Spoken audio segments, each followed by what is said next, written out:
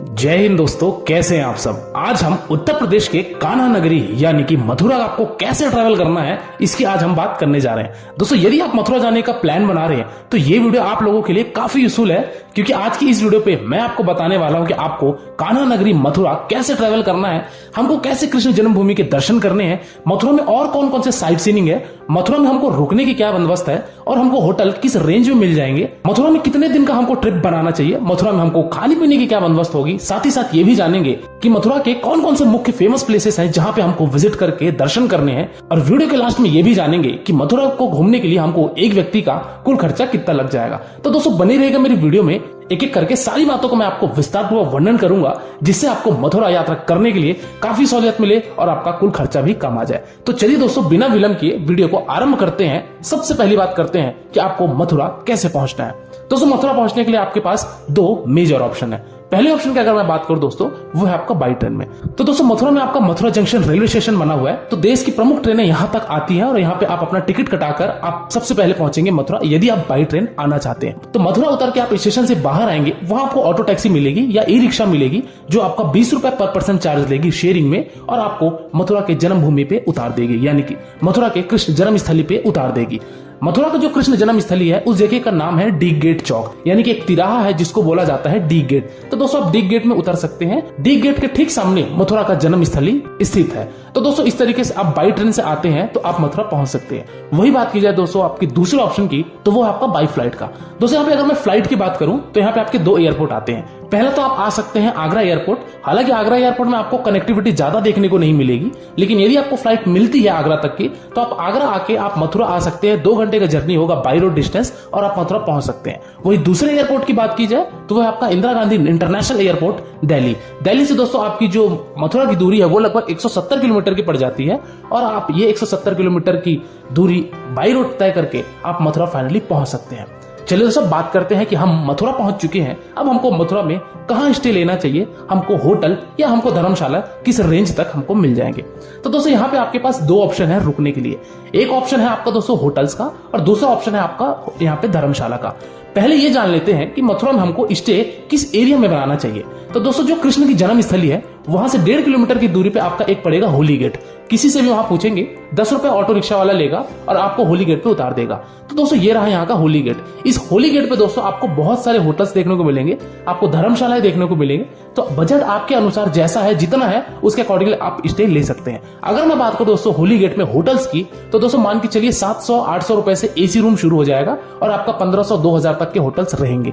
वही अगर बात की जाए धर्मशाला की, तो दोस्तों धर्मशाला आपको 400 से 500 रुपए में भी आपको धर्मशाला होली गेट के पास मिल जाएंगे, जिनमें से एक अग्रवाल धर्मशाला है, वहां भी आप चाहें तो अपना स्टे बना सकते हैं। तो दोस्तों ये रहा यहाँ पे स्टे करने का ऑप्शन कि हमको होली गेट के पास लेना है। चलिए दोस्तों इसी के साथ ही साथ ये भी जान लेते हैं कि हमको खाने पीने की क्या बंदोबस्त होगी। तो दोस्तों होली गेट में ही जहां भी आप होटल लेंगे, धर्मशाला लेंगे, वहां पे ढेर सारे रेस्टोरेंट बने हुए हैं, जैसे कि शंकर रेस्टोरेंट हो गए, बिरजवासी स्वीट्स हो गए। तो ये सब रेस्टोरेंट आपको देखने को मिलेंगे। तो आप जाके वहां भरपेट अपना खाना ग्रहण कर सकते हैं। खाने के रेट दोस्तों आपका वही 100 रुपए से 150 रुपए तक में यहाँ पे आपको खाने देखने को मिलेंगे। तो इस तरीके से आप खाने की भी अपनी बंदोबस्त कर सकते हैं। चलिए दोस्तों अगली बात करते हैं कि अब हमको मथुरा में दर्शन कैसे करने हैं और हमको कौन कौन से साइट सीइंग एक्सप्लोर करना है। दोस्तों मथुरा का सबसे पहले हम एक्सप्लोर करेंगे वो है वहां का कृष्ण जी की जन्मस्थली या कृष्ण जी की जन्मभूमि। तो दोस्तों जन्मभूमि जाने के लिए आप होली गेट से 10 रुपए का अगेन ऑटो पकड़िए और आप आ जाइए जन्मभूमि। जन्मभूमि में दोस्तों आपको जाने के लिए एक चीजों का ध्यान रखना है कि आपके पास फोन कैमरा कुछ भी अलाउ नहीं है वहां। तो इन सबको या तो आप अपने रूम पे छोड़ के आइए, अन्यथा आप चाहें तो बगल में यहाँ पे क्लॉक रूम बना हुआ है, जिसको अमानती घर, सामान घर भी बोला जाता है। तो यहाँ पे आप अपने क्लॉक रूम में अपने सामान रख दीजिए। यहाँ पे दोस्तों सामान का अगर मोबाइल कैमरे की बात की जाए तो 2 रुपए प्रति गैजेट का सामान होता है। वही अगर आप यहाँ पे अपने बैग रखना चाहते हैं तो बैग भी रख सकते हैं, जिसकी यहाँ पे भीड़ बहुत ज्यादा देखने को आपको मिलेगी। तो बेहतर ये है कि आप अपने बैग, कैमरा, ये सारी चीजें आप होटल में रख के आइए, ताकि आपको इन क्लॉक रूम के लाइन में ना लगना पड़े। तो दोस्तों इस तरीके से आप अपना यहाँ पे सामान रख दीजिए अगर आपके पास फोन है तो, और वहां पे आपको एक टोकन देगा और टोकन देने के पश्चात आप वापस रिटर्न आएंगे तो आप अपना गैजेट ले सकते हैं। चलिए दोस्तों हम लगते हैं लाइन में। जय श्री कृष्ण राधे श्याम का नारा लगाते हुए हम लाइन में लगेंगे। सबसे पहले यहाँ पे आपको सिक्योरिटी चेकिंग मिलेगी, जिसमें आपकी पॉकेट चेकिंग की जाएगी। ये करने के पश्चात आप मंदिर में प्रांगण में प्रवेश करेंगे। अब मैं मंदिर के अंदर का आपको चीज नहीं दिखा सकता क्योंकि यहाँ पे कैमरा अलाउ नहीं था। तो दोस्तों आप जाएंगे, यहाँ पे आपको कृष्ण जी की जन्मभूमि में अनेक मंदिर देखने को मिलेंगे। तो यहाँ जाइए, मत्थे टेकिए और कृष्ण जी के जन्म स्थली को प्रणाम कीजिए, दर्शन कीजिए, मनोकामनाएं मांगिए और मंदिर प्रांगण से आप बाहर आ जाइए। तो दोस्तों ये रहा आपका जन्मभूमि का दर्शन, जो कि हमारे कान्हा जी का था। दोस्तों एक चीज आपको यह बताना चाहूंगा कि अगर आप मथुरा, वृंदावन, बरसाना, गोकुल, नंदगांव कहीं भी ट्रैवल करेंगे तो एक चीजों का आपको विशेष ध्यान रखना है कि आपको 12 बजे से लेके शाम को 4 बजे तक हर मंदिर क्लोज होता है, चाहे कोई भी मंदिर रहे, चाहे मथुरा का रहे, चाहे वृंदावन का रहे। हालांकि अगली वीडियो दोस्तों मैं आपको वृंदावन की भी लाऊंगा, इसके बाद मैं आपको बरसाना की भी वीडियो लाऊंगा, गोकुल की भी वीडियो लाऊंगा। कुल मिला के सभी सीरीज में लेके आने वाला हूं अपने चैनल पे। तो दोस्तों चलिए बात कर रहे थे हम कि 12 बजे से 4 बजे तक मथुरा वृंदावन के मंदिर क्लोज होते हैं, तो इस चीज का थोड़ा आप विशेष ध्यान रखिएगा। चलिए दोस्तों हम बात करते हैं कि अब हमको अगले स्थान पे कहां जाना है। तो दोस्तों मथुरा का जो अगला मुख्य स्थान है वो है यहाँ का द्वारकाधीश टेम्पल। दोस्तों द्वारकाधीश टेम्पल यानी कि यहाँ पे आपका होली गेट जो था, होली गेट से आपका लगभग 300 मीटर की दूरी पे स्थित है। तो यहाँ पे आप द्वारकाधीश टेम्पल में भी दर्शन कीजिए। यहाँ पे भी आपको थोड़ी सी भीड़ देखने को मिलेगी। यहाँ जाइए, यहाँ भी मत्थे टेकिए, जय श्री कृष्णा का नारा लगाइए, कान्हा जी को प्रणाम कीजिए और चल पड़िए आप अगले स्थान की तरफ, जो था आपका विश्राम घाट। दोस्तों ये विश्राम घाट यमुना नदी के तट पे स्थित है। अक्सर लोग जन्मभूमि जाने से पहले इस स्थान पे आके स्नान करते हैं और इस घाट में दोस्तों आपको संध्याकालीन हर दिन यहाँ पे यमुना आरती भी देखने को मिलेगी। तो आप वो भी सम्मिलित होकर यमुना आरती का भी आनंद ले सकते हैं, यहाँ पे आप दर्शन कर सकते हैं। तो दोस्तों इस तरीके से विश्राम घाट पे भी जाइए, यहाँ पे भी देखिए। यहाँ पे दोस्तों बोटिंग होती है, बोटिंग वाला दोस्तों आपका 100 रुपए लेगा और 100 रुपए से ले जाके आपको यमुना के उस पार घुमाकर वापस लाके यही विश्राम घाट पे छोड़ देगा। ये करने के बाद दोस्तों यदि आपके पास समय हो जाता है तो एक यहाँ पे आपका पागल बाबा मंदिर है, जो कि आपका मथुरा से वृंदावन के बीच में पड़ेगा। तो आप वहां भी जाके दर्शन कर सकते। पागल बाबा जी का जो मंदिर है वो अभी हाल ही में बनाया गया है, काफी न्यू है। तो यहाँ भी जाके आप दर्शन कर सकते हैं, काफी प्रसिद्ध मंदिर ये भी माना जाता है। तो यहाँ भी जाके आप पागल बाबा जी के दर्शन कर सकते हैं। तो दोस्तों ये थे मथुरा के दर्शनीय स्थल। वही अगर आप मथुरा से कुछ शॉपिंग करना चाहते हैं तो आप होली गेट के पास वहां पे ढेर सारे आपको स्टॉल्स देखने को मिलेंगे, शॉप देखने को मिलेंगे। तो वहां से आप जो भी खरीदारी करना चाहते हैं, प्रसाद खरीदना चाहते हैं, लड्डू गोपाल खरीदना चाहते हैं, तो आपको ये सब चीजें यहाँ पे देखने को मिल जाएंगी। चलिए दोस्तों अगली बात करते हैं कि मथुरा में हमको कितने दिन की ट्रिप बनाना चाहिए और सबसे उचित समय कौन सा होगा हमको मथुरा वृंदावन की यात्रा करने के लिए। तो दोस्तों सबसे पहले अगर बात की जाए कि मथुरा हमको कितने दिन का ट्रिप बनाना चाहिए, तो दोस्तों यदि आप पूरी चीज को एक्सप्लोर करना चाहते हैं, यानी कि मथुरा, वृंदावन, बरसाना, गोकुल ये सब जगह घूमना चाहते हैं, तो आप मान के चलिए कि 3 नाइट 4 डेज की ट्रिप आपको बनानी चाहिए और आप ये सभी चीजों को एक्सप्लोर कर लेंगे।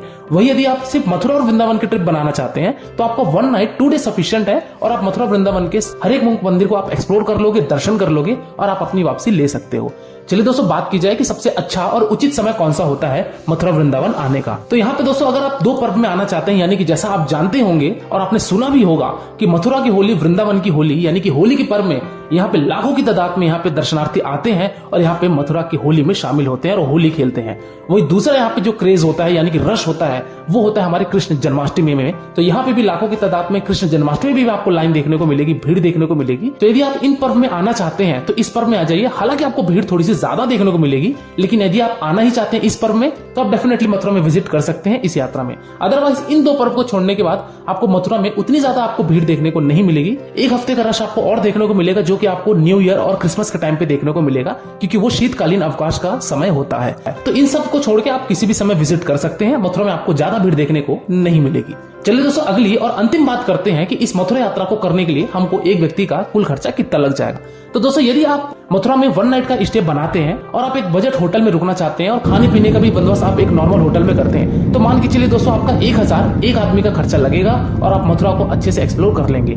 इस फेयर में मैंने दोस्तों किसी भी तरीके का आपकी ट्रेन की टिकट, फ्लाइट की टिकट को ऐड नहीं किया है। इस फेयर में मैंने केवल और केवल मथुरा में होने वाले खर्चे की बात की है, जैसा कि ऑटो का खर्चा, होटल का खर्चा, खाने पीने का खर्चा और आप जो भी घूमेंगे उनके खर्चे को मिलाया जाए तो आप मैक्सिमम टू मैक्सिमम 1000 पर पर्सन पकड़ लीजिए और आपका मथुरा आराम से एक्सप्लोर हो जाएगा। अगली वीडियो दोस्तों हमारी आने वाली है वृंदावन की। वृंदावन की वीडियो आपको 3 से 4 दिन के अंदर अंदर मिल जाएगी। और आपके मन में कोई सुझाव हो या आपके मन में कोई प्रश्न हो तो आप मेरे इंस्टाग्राम यात्रावास आईडी में विजिट कीजिए। डेफिनेटली आपको मेरे द्वारा या मेरी टीम के द्वारा आपको रिप्लाई दिया जाएगा। और आप किसी दूसरे वीडियो में खो जाएं इससे पहले आप मेरे चैनल यात्रावास को सब्सक्राइब कीजिए। आज की वीडियो में दोस्तों फिलहाल इतना ही। मिलते हैं फिर एक नई वीडियो में, एक नई यात्रा के साथ, एक नए विषय के साथ। तब तक के लिए शुक्रिया। जय श्री कृष्णा, जय हिंद। आपकी यात्रा सफल, सुखद और मंगलमय हो।